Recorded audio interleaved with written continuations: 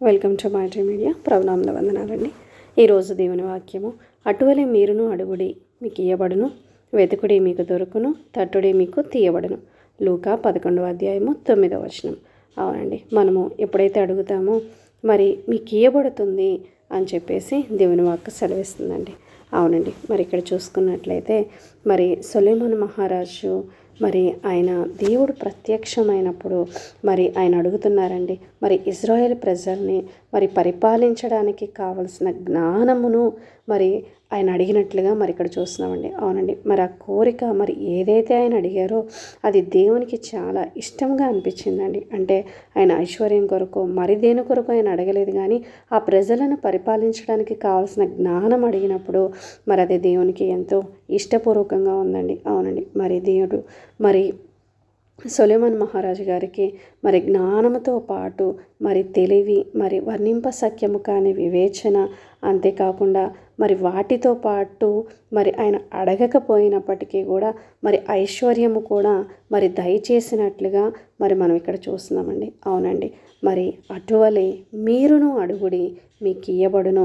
ఆయన జ్ఞానము కోసము మరి ఆ ప్రజలను పరిపాలించడానికి కావాల్సిన జ్ఞానం కోసం అడిగినప్పుడు మరి దేవుడు అక్కడ ఇచ్చినట్లుగా మనం ఇక్కడ చూస్తున్నామండి.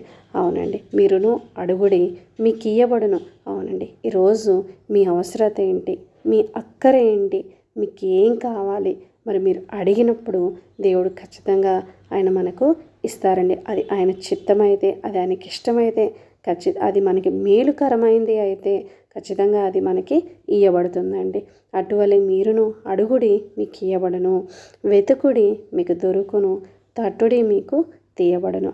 అవునండి, మరొక భక్తురాలు మరి ఆవిడ అడుగుతుందంట, ఏంటి అంటే, నేను తెలుగులో ప్రీచింగ్ చేయాలి ప్రవ్వా, మరి నాకు తన మదర్ టంగ్ మలయాళం అయితే మరి నేను తెలుగులో ప్రీచింగ్ చేయాలి ప్రవ్వా అని చెప్పేసి ఆమె అడిగినప్పుడు మరి దేవుడు ఆమెకి అనర్గళంగా మరి తెలుగులో ప్రీచ్ చేయగలిగేంత కృపను మరి దేవుడు ఆమెకు అనుగ్రహించారంటండి. అసలు ఆమెకి తెలుగు చదవడం కూడా ఆమెకి సరిగ్గా రాదంటండి. అలాంటి ఆవిడ చక్కగా తెలుగులో మరి ప్రీచింగ్ చేయగలగడము, తెలుగు బైబిల్ చదవగలగడము, ఇవన్నీ కూడా దేవుడు అనుగ్రహించారంటండి. అవునండి, దేవునికి అసాధ్యమైనది ఏదీ లేదండి. మనకు అసాధ్యమేమో కానీ దేవునికి అసాధ్యమైంది ఏదీ లేదండి. కాబట్టి మీకు ఏది కావాలో మరి మీరు అడిగి మరి దేవుని దగ్గర నుండి పొందుకునండి.